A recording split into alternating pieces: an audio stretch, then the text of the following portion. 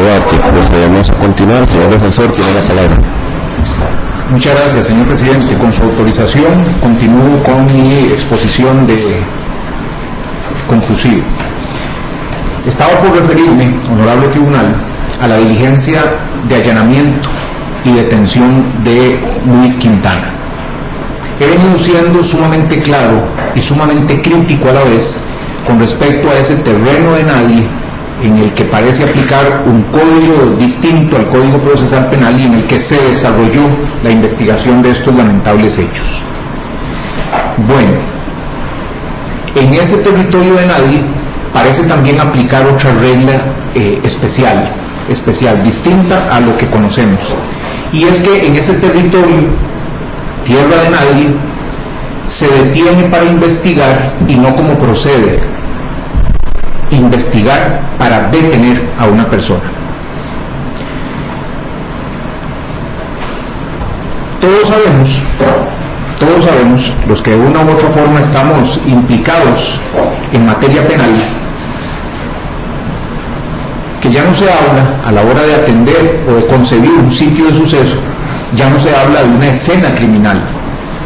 No puede hablarse de una escena criminal. Se habla con precisión y se habla con razón de un escenario criminal. Partamos de que el concepto de escena nos remite a un tema estático, nos remite a un momento, en un lugar específico y que nada de lo que sucedió ahí tiene movilidad. Mientras que el término de escenario criminal nos remite a amplitud. ¿Y por qué es importante establecer esta diferencia entre el concepto errado de escena y el concepto apropiado de escenario criminal? Cuando ocurre un delito como el que aconteció en contra de don Carlos y doña Yesiret, las cosas no se circunscribieron al sitio propiamente de la agresión. Sería un error pensar así.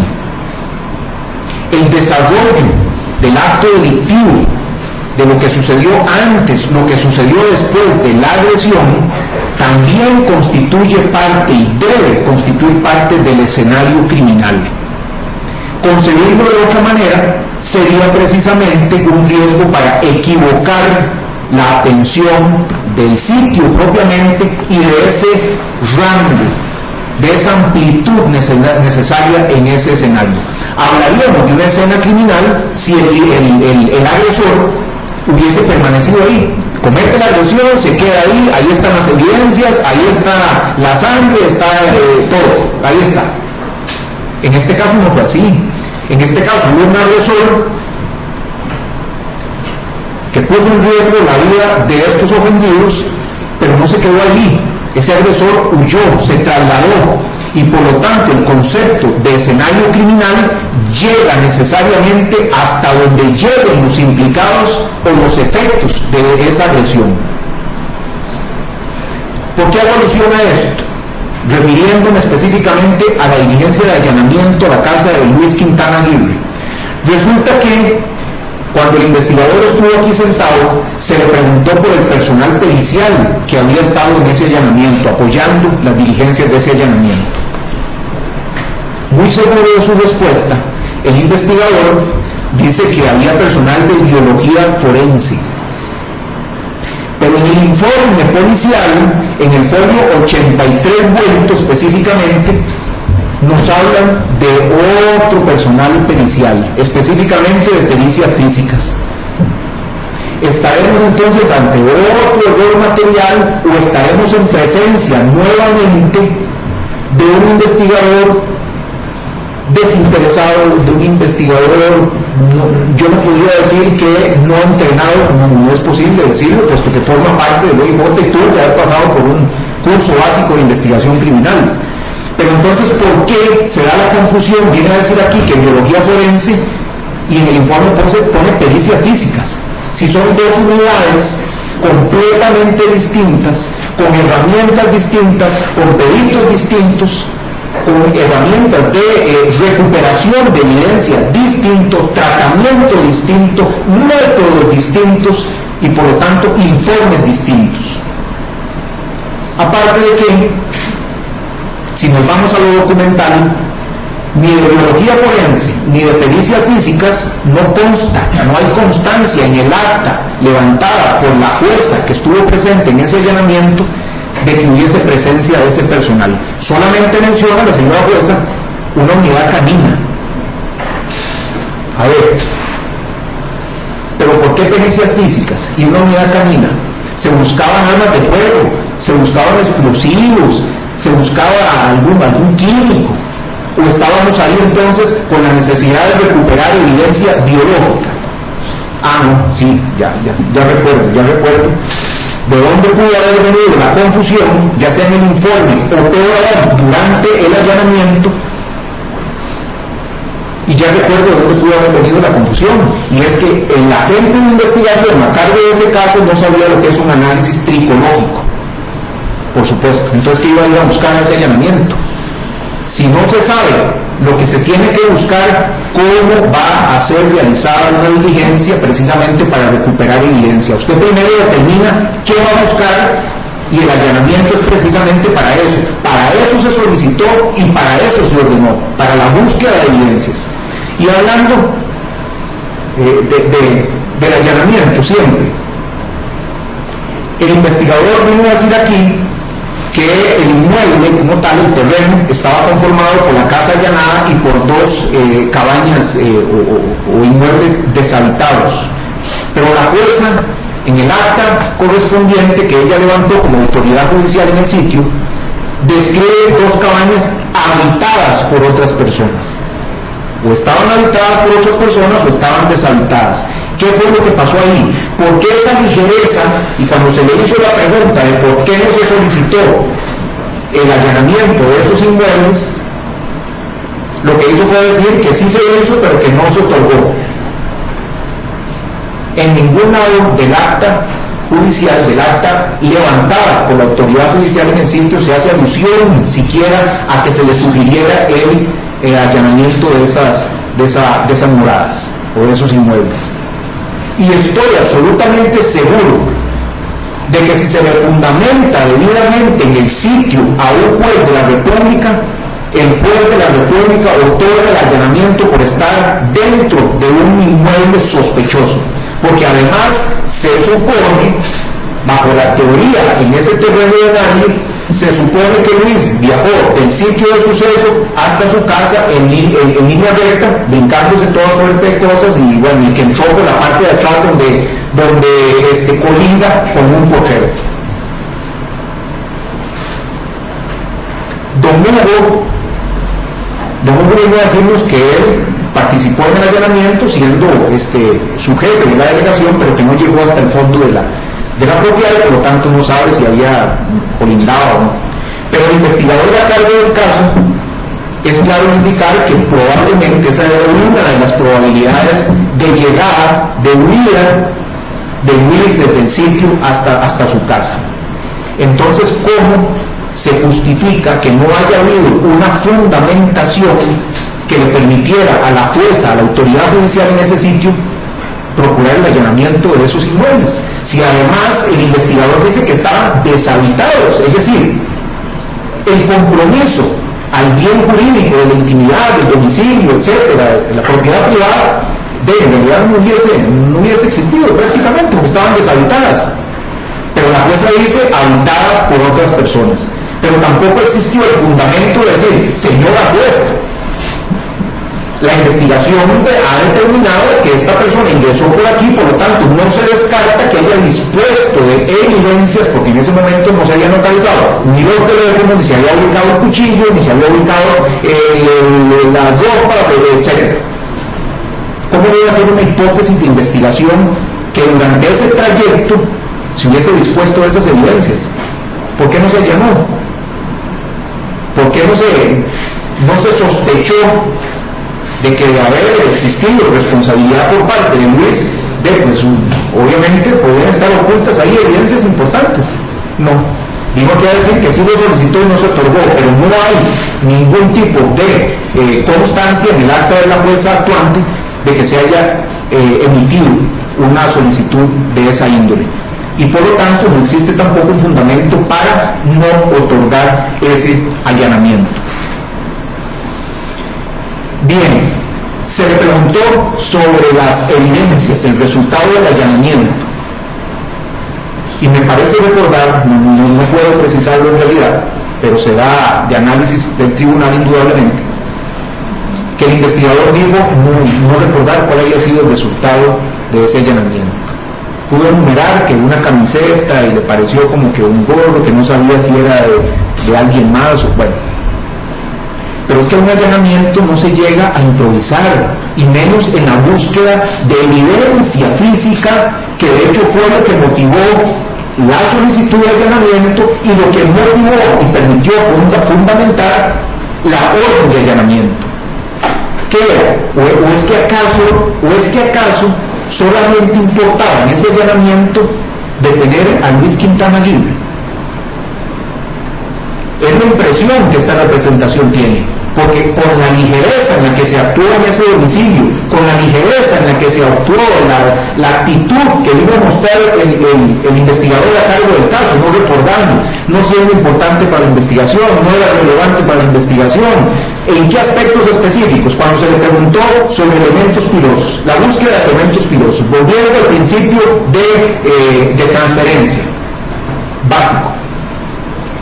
Si fue Luis la persona que atacó a don Eldesidek y a don Carlos, y en las circunstancias en las que se llevó a cabo el delito, ¿cómo no ir a buscar a ese domicilio elementos pilosos de don Eldesidek, de don Carlos? ¿Cómo no ir a buscarlos ahí? ¿Cómo ir a buscarlos en zapatos, la sangre, la suela? ¿Cómo ir a buscar en las prendas, en la lavadora, en los lavatorios, en los desagües? Eso hace una investigación criminal. Que ya pasaron días. Por eso se le preguntó si sabía que era el menor y si se había aplicado alguna técnica forense. Bueno, recuerdo, tampoco pudo saber o responderle al tribunal ante una pregunta de esta representación que era una fuente alternativa de luz o una luz forense.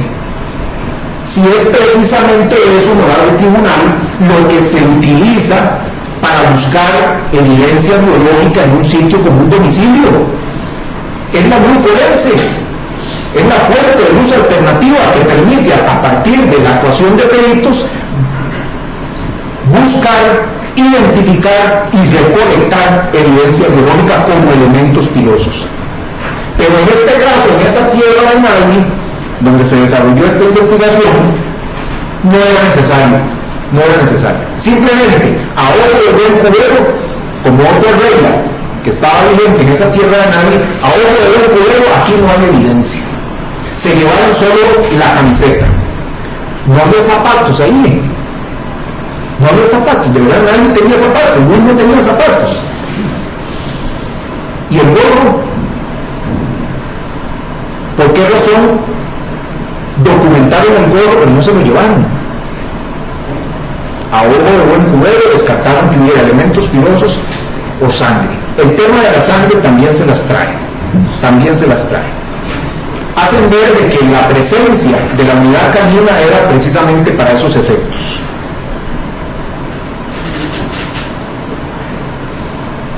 ¿Cómo es posible derivar que si hay una sospecha de que el sospechoso, en este caso Luis, hubiese dispuesto de las prendas con sangre, porque sí o sí, en las prendas del agresor tuvo que haber sangre, sí o sí, y esa es una verdad lógica, por la forma en la que se dio la dinámica del ataque? ¿Por qué no se practicó una técnica distinta en el sitio? Aparte de un perro, el perro entonces, no sé si tuvo acceso no sé a qué tuvo acceso ese perro, por dónde se pasó y cómo fue posible que descartó entonces sangre y elementos pilosos en toda la casa. No puedo explicarme. Pero esa era la trascendencia de aplicar una técnica forense adecuada para la búsqueda de indicios en ese lugar. Pudo haber pisadas con sangre, pudo haber prendas con sangre, lavadas, probablemente. Si en la casa de un sospechoso no se puede esperar de que estén el sospechoso esperando con la prenda impregnada de sangre, esperando el allanamiento. No, pero es que si Luis era sospechoso, ¿dónde se buscó esa evidencia? Bueno, primero, ¿se buscó? No se buscó. ¿Cuál fue el resultado? No me acuerdo, no hay interés de... Usted estuvo pendiente del resultado que obtuvo el dictamen, el informe vertido por el personal pericial presente en ese allanamiento. No. Es como para perder la paciencia. ¿Cómo no va a ser de interés para el investigador del caso determinar qué pasó con esa prenda? Tenía sangre, tenía elementos filosos, resultaba coincidente con la descripción que había hecho la ofendida. No era de interés en realidad. Bueno, los zapatos. En la solicitud de allanamiento y por lo tanto en la orden de allanamiento se describe específicamente que las vestimentas del imputado era lo que había que ir a buscar, y menciona no solo el gorro, no solo la camiseta, sino que también zapatos. ¿Qué pasó con esa evidencia? No se buscó, no era de interés. ¿Y por qué no era de interés? ¿Acaso el investigador no sabe que perfectamente se puede llevar a cabo, a partir de la recolección de muestras, de trazas de terreno, se puede llevar a cabo un análisis pericial para determinar dónde estuvo y en qué momento? ¿O no lo sabía tampoco? Y descartó a ojo de buen cubero de que esos zapatos, me imagino que lo sabían, tenían o no tenían sangre.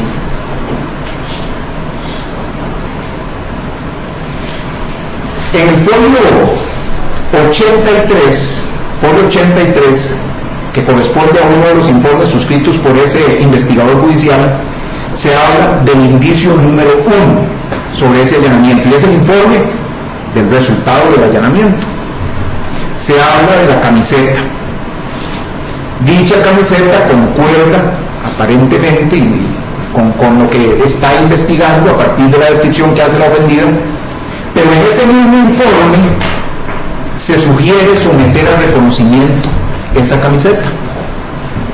Creo que es uno de los pocos aciertos que tuvo la investigación. Se sugiere el reconocimiento de esa camiseta por parte de los ofendidos. ¿Por qué no se hizo? ¿Dónde está el resultado de ese reconocimiento? ¿Por qué no se hizo? Si la solicitud de allanamiento, la orden de allanamiento especificaba claramente que una prioridad era la búsqueda y recolección de ese indicio, de esa posible prueba, ¿o no era de interés? ¿Y por qué no era de interés? ¿O sí se realizó el reconocimiento y no resultó como esperaban? Cuando la defensa aporta la fotografía en uno de los oficios que se remitieron al Ministerio Público, aporta la fotografía de una camiseta y aporta la fotografía del sospechoso Gerson vistiendo esa camiseta, y se alude en ese documento mediante el cual la defensa aporta ese indicio, ese elemento, esa posibilidad, se alude a un posible reconocimiento. Bueno, ya tenían para ese momento la camiseta incautada o secuestrada en el domicilio de Luis. No hubo reconocimiento. La defensa aporta una fotografía aludiendo expresamente a la necesidad de que se someta al reconocimiento, porque puede perfectamente iluminar una línea de investigación a partir de una evidencia física, que es la camiseta. Tampoco se hizo. Tampoco fue tomada en consideración la posibilidad del reconocimiento a la camiseta. Pero entonces, ¿cuál de esas dos camisetas era la que vestía el agresor? Se determinó cuál de esas dos camisetas era la que vestía el agresor. Si la que estaba vistiendo Gerson en esa fotografía, la que tenía en su domicilio Gerson, y por lo tanto acceso a su familia, a su hermano, a Ángel, sino que también se tenía la camiseta secuestrada en ese allanamiento. ¿Cuál de las dos pertenece al agresor? ¿Qué se hizo para determinar cuál de las dos camisetas camisetas fuera utilizada por el agresor para cometer el delito en contra de estas personas. ¿O es que la corte que hizo la defensa con esas fotografías ponía en riesgo la hipótesis policial? ¿Será acaso ese el motivo por el cual no se realizó el reconocimiento y no se atendió la sugerencia respetuosa de la defensa? ¿No convenía desestabilizar la línea de investigación policial? Esa duda permanece en esta representación. El reconocimiento en rueda de personas. Nos tenemos necesariamente que remitir a las descripciones que hicieron los ofendidos con respecto a su agresor. Y en estas descripciones, el elemento de la estatura es fundamental. Y es fundamental por dos cosas. Primero, porque la estatura que refirieron y describieron los ofendidos ni siquiera se acerca a la estatura de Luis Quintana Aguirre, que incluso si el señor presidente del tribunal me lo permite y autoriza, yo le pido a Luis Quintana Aguirre y a los compañeros custodios que le permitan ponerse de pie. Póngase de pie, Luis, por favor.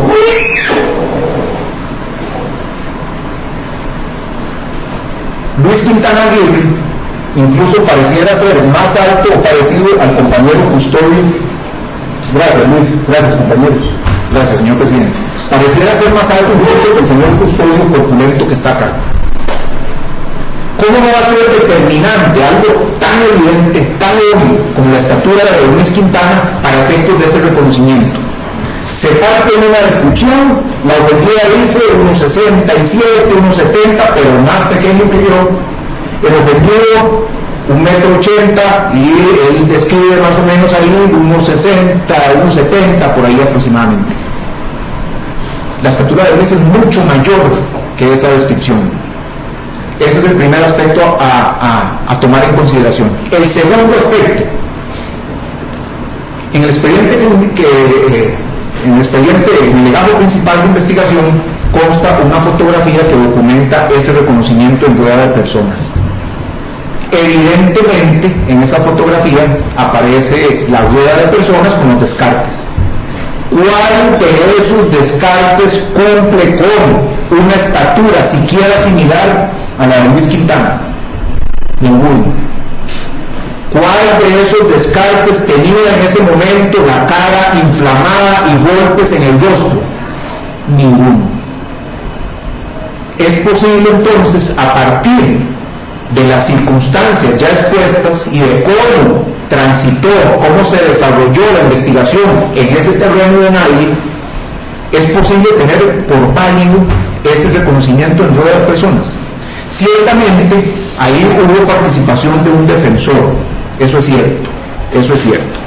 El tema es que no por haber existido un defensor presente en ese lugar, debe pasar desapercibido el tema de la desigualdad a la que se expuso a Luis Quintana Aguirre durante ese reconocimiento.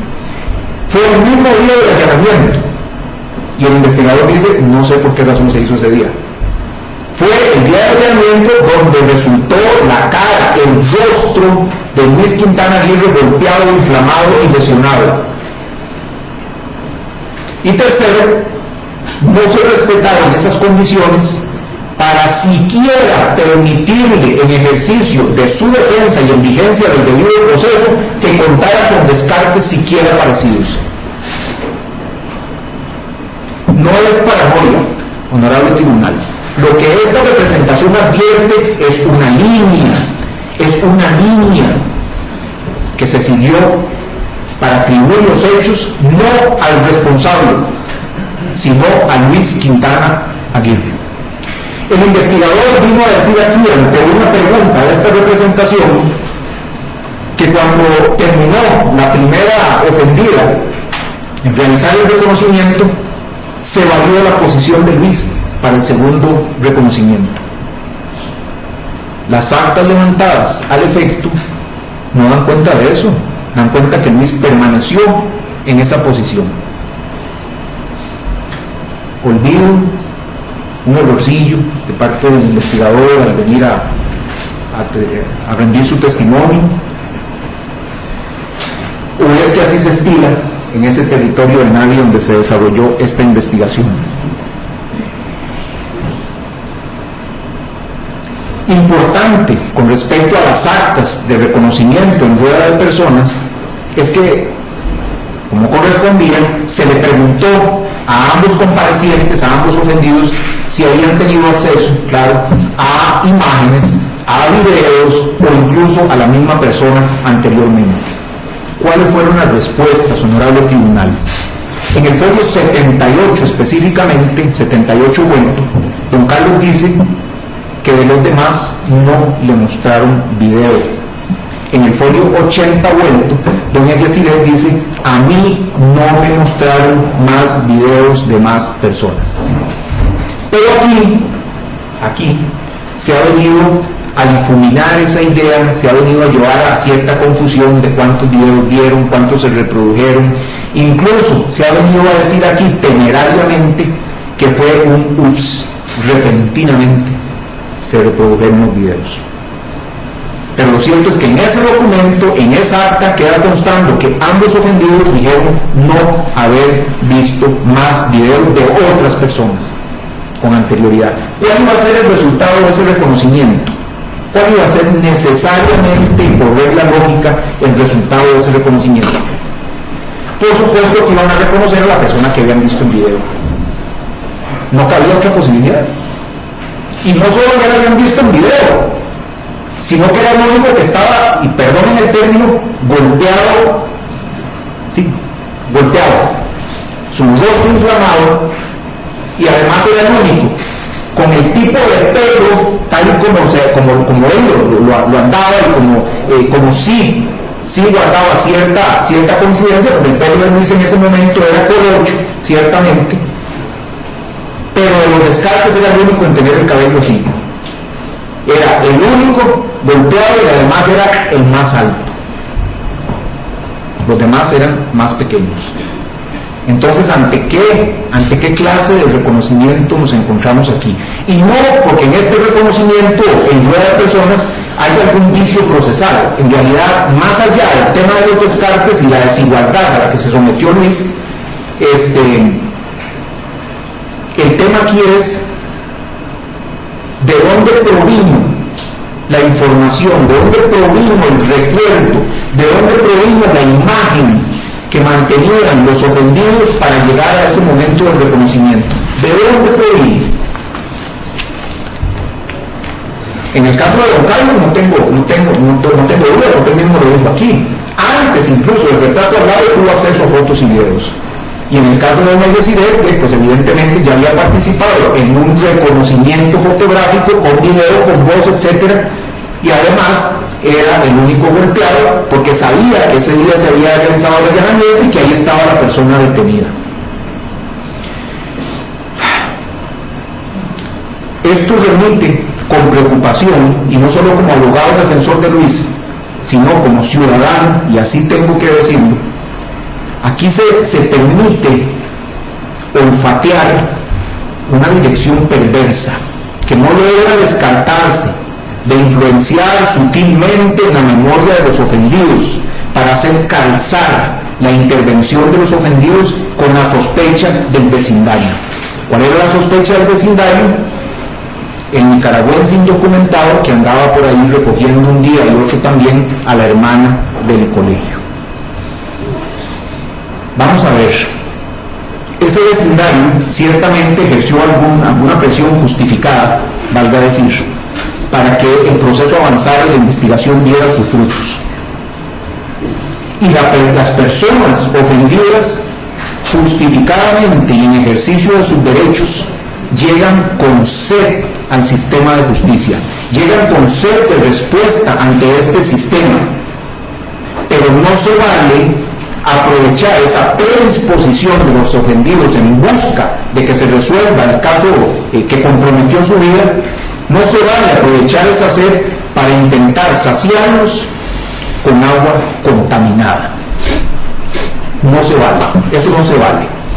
Crear una expectativa, construir una expectativa para luego darle una respuesta con base en una línea predefinida y carente de transparencia y de fundamento. Bien, la defensa en algún momento aportó al Ministerio Público información sobre la posible ruta del agresor y la identidad, ciertamente, del sospechoso Gerson Carpio.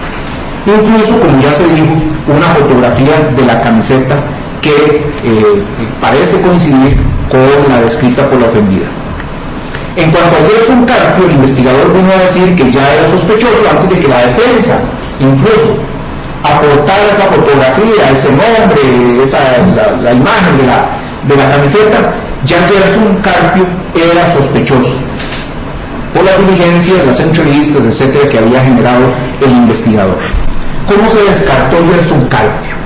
¿Cómo se descartó? La señora fiscal trata, y es entendible, de justificar lo que no se hizo con respecto al descarte de ese sospechoso por parte de la policía.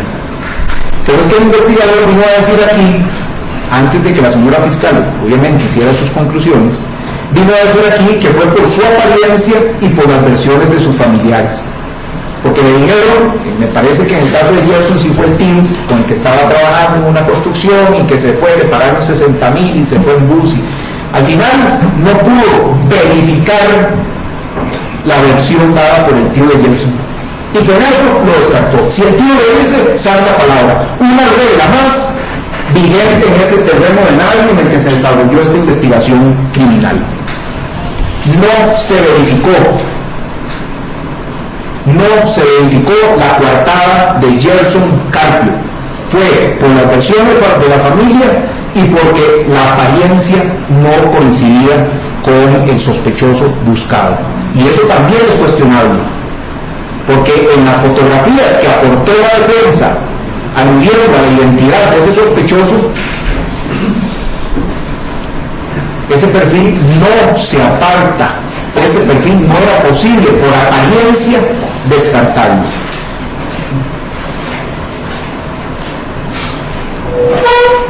¿Por qué razón se descarta con qué fundamento se descarta a Gerson Carpio? El investigador finalizó su intervención dando la respuesta, porque ya tenían a Luis. 5 meses después de la detención de Luis, se localiza uno de los teléfonos y se toma como testigo a la persona que llegó a ese local comercial a empeñar esa evidencia. Es la evidencia física más importante, tal vez, después de las vestimentas de los ofendidos, donde estoy completamente seguro, 100% seguro, que estaban indicios y huellas del agresor en las ropas de los ofendidos. Bueno, esa era la más importante, la evidencia más importante, que fue despreciada por el investigador del caso. La siguiente evidencia eran los objetos sustraídos a los ofendidos. Ese es el curso de la investigación. ¿Qué pasó con esos teléfonos? Resulta que el testigo, a quien tuvieron como testigo, el testigo dice, y así está en la declaración de Andrei, que él, es decir, Andrei, estaba en compañía de un tipo que se llamaba Steven Villalobos, cuando Luis supuestamente le dio el teléfono. El investigador vino aquí, el investigador del caso se sentó aquí ante el Tribunal de la República a decir que quien estaba acompañado al momento de entregar el teléfono era Luis. Entonces, ¿cuál es la verdad aquí? De ese encuentro en el que supuestamente Luis Quintana le entrega el teléfono, esa evidencia importantísima, indubitable, le entrega el teléfono al testigo Andrés, resulta que hay una confusión de quién andaba acompañado. Andrés dice que con Steven Villalobos era el que andaba acompañado. El investigador viene a decir aquí que Andrés le dijo que el que andaba acompañado era Luis. Eso no se sostiene. Bueno, si se sostiene en ese territorio de nadie. La defensa determina y establece que existe un vínculo entre Andrés Madrigal, ese testigo, y el sospechoso que la defensa aportó en su momento, es decir, Gerson Carpio. ¿Cómo se puede explicar ese vínculo? O más bien, ¿Cómo se puede demeritar? ¿Cómo se puede despreciar ese vínculo entre la persona que entrega el teléfono sustraído a la ofendida y el sospechoso que vive en la zona donde se cometió el hecho? ¿Cómo es posible descartar esa posibilidad? Simple y sencillamente porque el investigador no lo consideró necesario para el caso. Eso es aceptable, es admisible. Cuando existe ese vínculo, ya no estamos hablando aquí de versiones de testigos, no. Hay en este vínculo un aparato telefónico sustraído al ofendido. Y esa línea de investigación de pronto era la correcta, porque no puede haber duda aquí y no se está cuestionando por parte de la defensa de que la boleta de empeño sea real. No, esa boleta seguramente era real. Y el OIJ la recuperó como tenía que ser, pero ¿qué pasa de ahí para atrás? Y cuando la defensa aporta esa línea y ese vínculo y la aporta probada e incluso fue prueba admitida a partir de la certificación notarial que se hizo de cuál fue el perfil de Facebook que se utilizó para establecer ese vínculo y que no es, o más bien no deja de ser una herramienta de investigación incursionar en ese mundo de las redes sociales. Por supuesto que no. Y el investigador lo vino a decir aquí. Sí, se había investigado Luis. De hecho, un elemento importante que lo llevó a adquirir esa certeza desde el primer momento de la investigación de que Luis era el responsable, porque encontró en las redes sociales que Luis estaba en un bosque, veía la parte del bosque, no sé qué. Bueno, por esa misma vida y por esfuerzo de la defensa, por trabajo de la defensa, se establece mediante las redes sociales que Andrés Madrigal, el flamante testigo de la acusación, tiene un vínculo con la familia de Gerson y de Ángel. Es posible descartar eso. Y no solo eso, vamos a ver, porque aquí entran más preocupaciones todavía. El investigador viene a decir aquí que Andrés no le aparece el perfil. Cuando tenemos una certificación de un notario público admitida como prueba para mejor resolver, admitida como prueba, donde se establece que sí existe ese perfil. Y a partir de ese perfil se puede establecer que sí le pertenece al flamante testigo, porque dentro de sus amigos, dentro de sus contactos está Steven Villalobos y está una persona que se llama, que es la hermanastra de Gerson y que es hermana de Ángel. No existió esa actividad mínima de investigación o no se quiso realizar, o se realizó y los resultados no convenían a la línea de investigación. No, pero bueno, ya recordamos. Una y otra vez conviene recordar por qué razón no se hizo esto, por qué razón no se descartó a los sospechosos, por qué no se hizo el reconocimiento de las prendas, por qué no se buscó evidencia física, evidencia biológica en el sitio, en el domicilio de Luis Quintana Gil. ¿Por qué razón? Porque ya se tenía a Luis. Y desde el primer momento, desde el primer informe, la policía tenía certeza de la responsabilidad en ese terreno de nadie.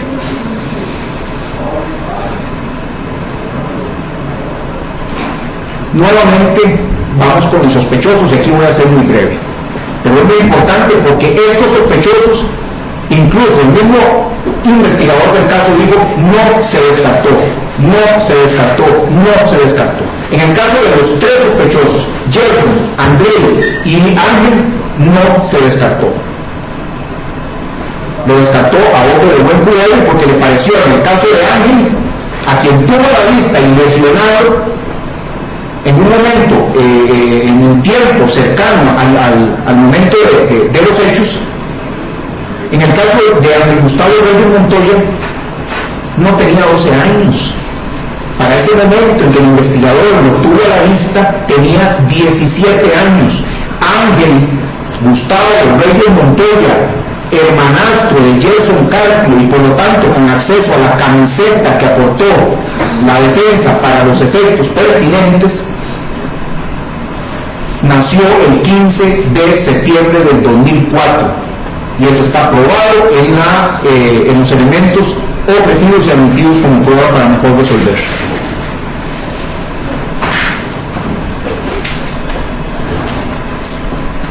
Insisto en que aquí es necesario, incluso para la valoración de los elementos probatorios testimoniales, de esos testimonios recibidos en este plenario, no puede pasar desapercibido que el investigador vino aquí a decir que sí había verificado, incluso en la plataforma del Tribunal Supremo de Elecciones, la edad de Ángel Montoya. El investigador lo dijo aquí, y porque yo se lo pregunté clara y directamente, verificó esa información y cómo. Y el investigador dijo, sí, lo verifiqué, y lo verifiqué en la plataforma del Tribunal Supremo de Elecciones. Pero así eso es lo que se acaba de aportar por la defensa como prueba para mejor resolver. Y no tenía 12 años. Es decir, que el investigador no había mentir diciendo que lo había verificado. Un investigador que viene aquí a mentirle a un tribunal de la República no puede tener la mínima credibilidad posible. Antes comentaba con el colega, el codefensor, que la formación de los investigadores judiciales en este país no es trabajar para una premiación anual, no es trabajar para rendir un informe, no es trabajar para hacer el allanamiento, no es trabajar para entrar con esos otros detalles que no se me puede olvidar, las cámaras que filmaron el allanamiento. No es para eso, no. La labor del investigador judicial, especialmente en casos como esto, es venir aquí a relatarle a un tribunal lo realmente sucedido y cómo se fundamenta la conclusión a la que llega. Para eso se trabaja en investigación judicial, no para un jefe, ni siquiera para un fiscal. Se trabaja para los tribunales, se trabaja para los jueces de la República que tienen que conocer, validar y tienen que analizar cada uno de los elementos probatorios y de los indicios logrados por la policía. No son pocas las oportunidades, honorable tribunal, donde no importa previa investigaciones que aquí en un plenario, en un juicio, se caen. No son pocas las oportunidades en las que la jefatura debe haber tenido un éxito investigativo y cuando vienen los investigadores a relatar qué fue lo que hicieron, cómo lo hicieron, la investigación queda desnuda, como fue el caso de esta investigación. Pero lo peor es venir a mentir.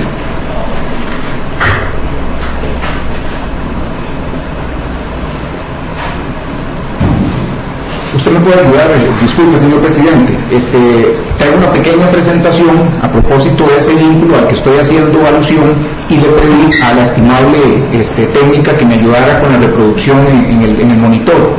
¿Usted lo autoriza, señor presidente? Muchas gracias.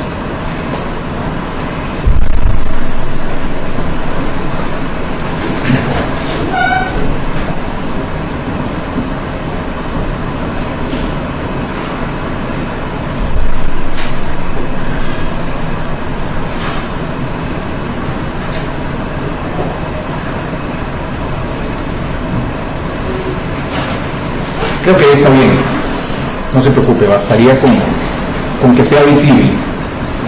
A propósito de ese vínculo que encontró la defensa técnica y material de Luis Quintana, ahí tenemos ni más ni menos que la información obtenida y analizada de la red social Facebook y que establece la relación entre Andrei, Steven, Yulisa, Gerson y Ángel. Y eso fue muy sencillo, eso fue supremamente sencillo. La fuente de ese análisis, la fuente de esa información y la información que contienen esos perfiles son los que fueron ofrecidos y admitidos en la audiencia preliminar de etapa intermedia. Hay una certificación de notario público de que esa información existe, da fe de que esa información existe. Este vínculo pone juntos a Gerson Carpio y a Ángel Reyes. Y no solamente por este vínculo en redes sociales, sino que en los documentos aportados por la defensa en su momento al Ministerio Público hay 2 fotografías, específicamente en el folio 166 y siguientes. En ese documento aportado por la defensa hay 2 fotografías donde aparece Gerson Carpio con Ángel Reyes. Bueno, sigamos adelante, si me hace favor.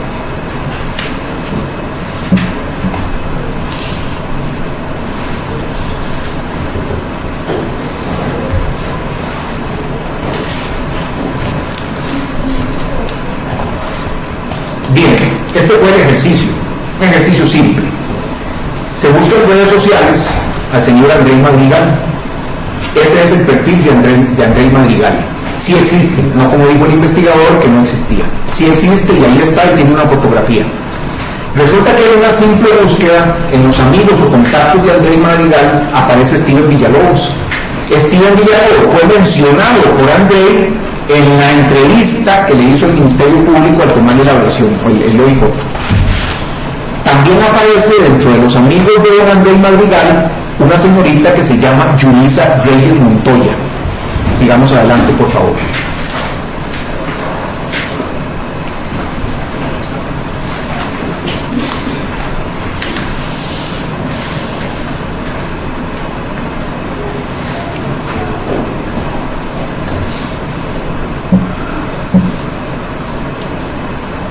Bien, la línea lógica es entonces establecer quién es Yulisa Reyes Montoya, porque tiene apellidos que son familiares para la investigación. Son los apellidos de Ángel Gustavo. Yulisa Reyes Montoya, entre sus amigos o contactos, tiene 2, 4, por lo menos 5 o más perfiles asociados como amigos a nombre de Gerson Carpio. Sigamos adelante, por favor. La misma doña Yulisa Reyes, en su mismo perfil, también registra como amigos o contactos en al menos 1, 2, 3, 4, 5, 6, 7 perfiles a un señor que se llama Ángel Reyes. Sigamos adelante, por favor. Y obviamente, tengo que establecer si en ambos casos, tanto de Gerson como de Ángel, también hay una convergencia con la misma Yulisa. Y si lo hay. Adelante. ¿Cuál es el detalle relevante aquí? Resulta que Ángel Gustavo Reyes Montoya es hermanastro de Gerson Alberico Carpio Montoya. Comparten madre. Son hermanos, por parte de madre. Veamos ahí reflejado precisamente la edad de Ángel Gustavo Reyes Montoya según los datos que provienen del Tribunal Supremo de Elecciones. Tiene 17 años y consta la fecha tiene 17 años y consta incluso su cédula de identidad. Esa información obviamente es para el momento de los hechos, ya está comprobado y está probado mediante los elementos que se aportaron la fecha de nacimiento de don Ángel Gustavo Reyes Montoya. Adelante. Esa es la información de Ángel Reyes Montoya nuevamente y la fotografía que está incluida en la prueba admitida e incorporada que hace parte del documento remitido por la defensa a la Fiscalía. ¿Quiénes son las personas de esa fotografía? Son Gerson Carpio y Ángel Montoya. ¿Cómo es posible que el investigador, teniendo a mano esa información y habiendo recordado que tuvo a la vista a Ángel Montoya, cómo es posible que el Ministerio Público no hiciera la mínima actividad para descartar por otras vías más serias a Ángel Reyes Montoya? Adelante. Esa es la fotografía que también consta en el documento remitido por la defensa, donde se observa claramente a Gerson Carpio, que tiene su domicilio, su familia vive cerca del sitio donde se llevó a cabo la agresión, y que además en esa fotografía está vistiendo una camiseta con un logo discontinuo y con una figura al centro. ¿Qué justifica no haber hecho la mínima diligencia para someter el reconocimiento a la prenda, obviamente, como ya se mencionó, pero también, por lo menos, descartar válidamente qué había pasado con Ángel Gustavo Montoya? Muchas gracias, compañera.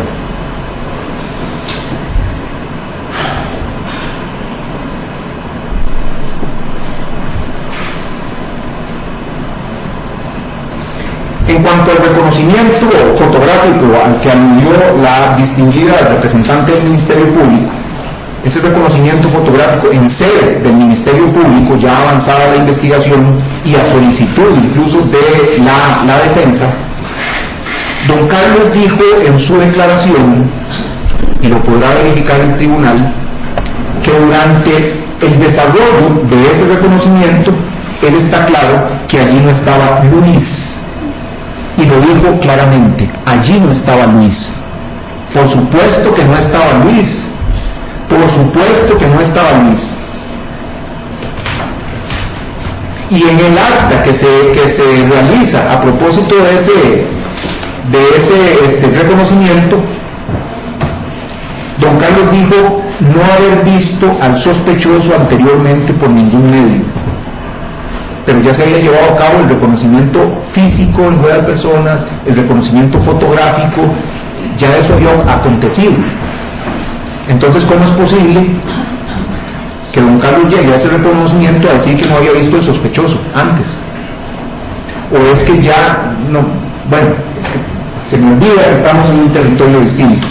Pero entonces ya don Carlos sabía a quién tenía que llegar a reconocer. Llegó pensando que tenía que llegar ahí a reconocer nuevamente a Luis, porque eso fue lo que dijo. O sabía que no debía reconocer a esa persona en esa oportunidad, y me refiero a Gerson.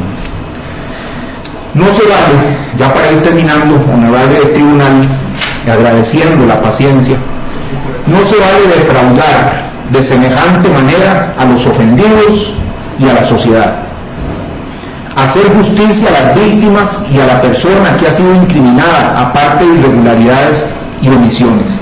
Ese es un llamado que nos hace el debido proceso. Corresponde a su autoridad garantizar ante el imputado, las víctimas e incluso los operadores mismos que estamos aquí presentes, la vigencia del derecho y de sus principios, asimismo de la realización de la justicia, mediante un debido proceso inobjetable.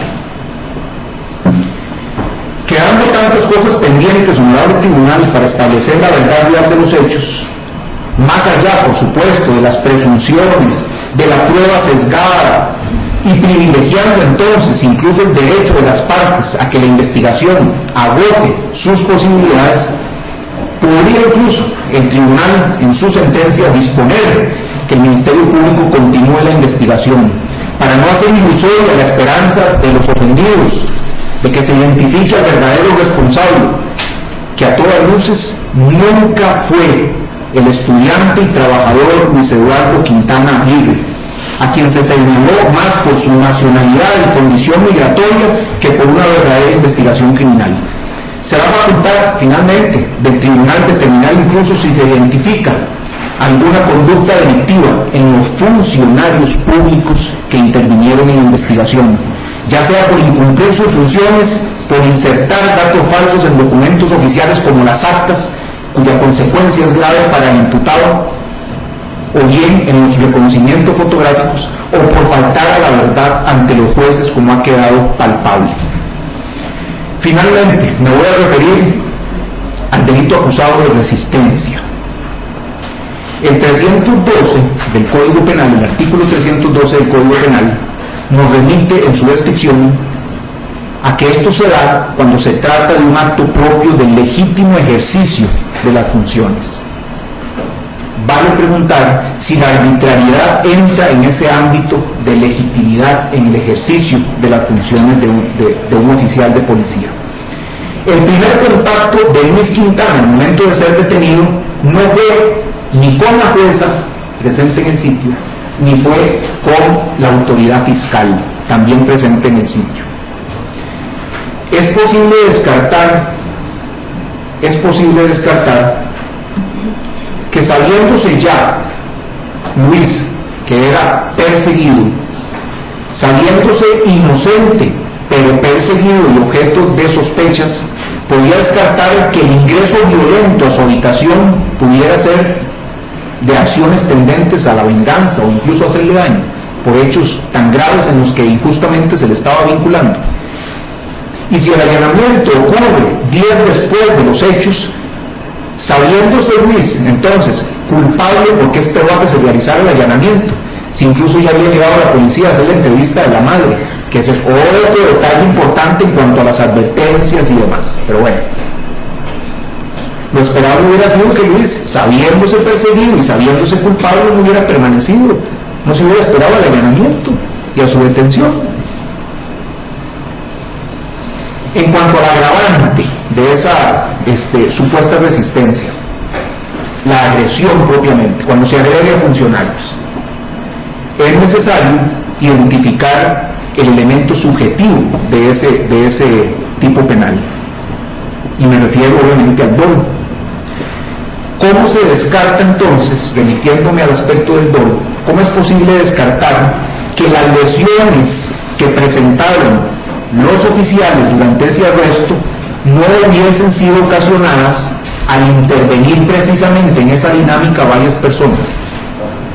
Es posible entonces descartar eso, porque el oficial vino a decir aquí que las lesiones que presentaba Luis en su rostro, él se las había provocado en el piso, y además se atrevió a decir que esas lesiones en el piso se las había provocado frente a la jueza actuante, la autoridad jurisdiccional actuante en ese allanamiento.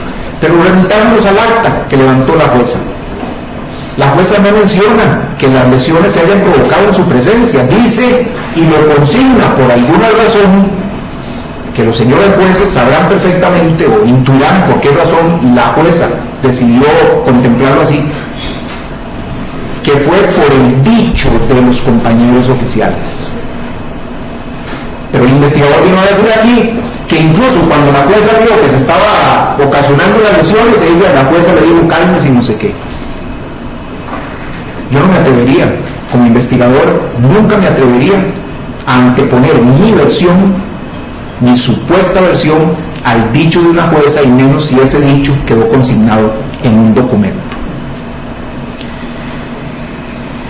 Vale preguntar a propósito de este delito acusado, durante un arresto, si ese era el objetivo, si realmente, partamos de que realmente habían chalecos con identificación de OIJ, si realmente, aunque quedó palmariamente claro que nuevamente mintieron aquí ante el tribunal, que los pasamontañas no tenían el código, la identificación del investigador ahí para evitar no sé qué.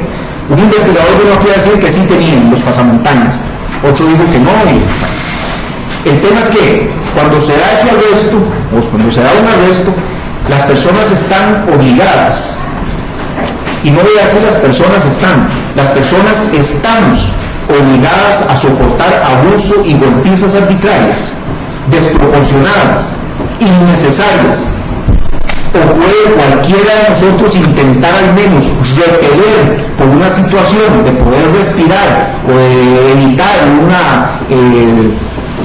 una quebradura incluso de un brazo, lo que sea, de poder repeler de alguna manera esa agresión devenida en antijurídica por arbitraria. En realidad no están claras a criterio de esta representación las circunstancias de lo que sucedió en esa habitación. Incluso vuelvo y repito el tema de los pasamontañas. Eso no termina de quedarme claro. No termina de quedarme claro ni por qué la utilización para cubrir el rostro de los oficiales actuantes. Alguien vino a decir aquí que era por comodidad, el otro dijo que era para protección de la identidad, etc. Uno vino a decir que tenían el código para tratar de salvar la situación, cuando en realidad otro vino a decir que no.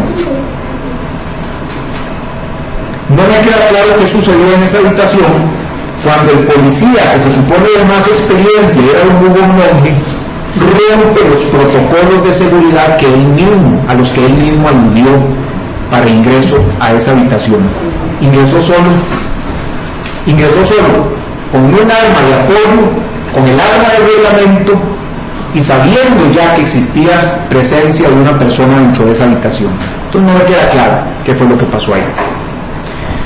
También hay un alcance, quieras o no, de credibilidad comprometido en la versión de los oficiales, dadas las contradicciones a las que ya he hecho referencia una y otra vez.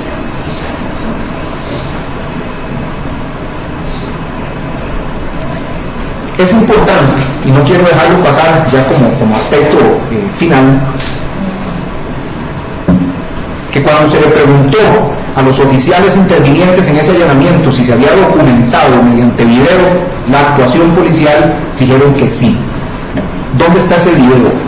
¿Por qué razón no se aportó al Ministerio Público? ¿Por qué razón no se dio acceso a la defensa de ese video? ¿Qué fue lo que quedó registrado en ese video? No lo sabemos. Y no sabemos si fue que quedó registrado que Luis ejerció una conducta violenta, etcétera, o si quedó registrado que Luis recibió los golpes al momento de la detención y lo que trató fue de alguna manera de evitar mayores lesiones. Honorable Tribunal, Luis Eduardo Quintana Aguirre vino a este país a encontrarse no con otra tiranía, vino a intentar prosperar en un Estado democrático y de derecho que le garantice sus derechos humanos más elementales, entre los que están el derecho a un juicio justo y a que no habiéndose comprobado su culpabilidad, prevalezca finalmente su estado de inocencia. Es así, honorable Tribunal, que esta representación solicita, con amparo del artículo 11 de la Declaración Universal de Derechos Humanos, el artículo 8 de la Convención Americana sobre Derechos Humanos, el artículo 14, inciso 2 del Pacto de Derechos Civiles y Políticos, artículos 28 y 39 de la Constitución Política de Costa Rica, 9, 365 y 366 del Código Procesal Penal, así como 1 y 30 del Código Penal, que se absuelva al acusado Luis Eduardo Quintana Aguirre de toda pena y responsabilidad por los delitos acusados, al no existir prueba suficiente que permita alcanzar el grado de certeza necesario para atribuirle la autoría de los hechos acusados, por lo que debe prevalecer su estado de inocencia. Asimismo, solicita esta representación que se disponga en tal caso de la libertad inmediata de Luis Eduardo Quintana Aguirre si otra causa no lo impide. Muchas gracias, honorable Tribunal, y gracias, señor Presidente, por el tiempo concedido. Gracias, muy amable. Vamos a resolver una cuestión.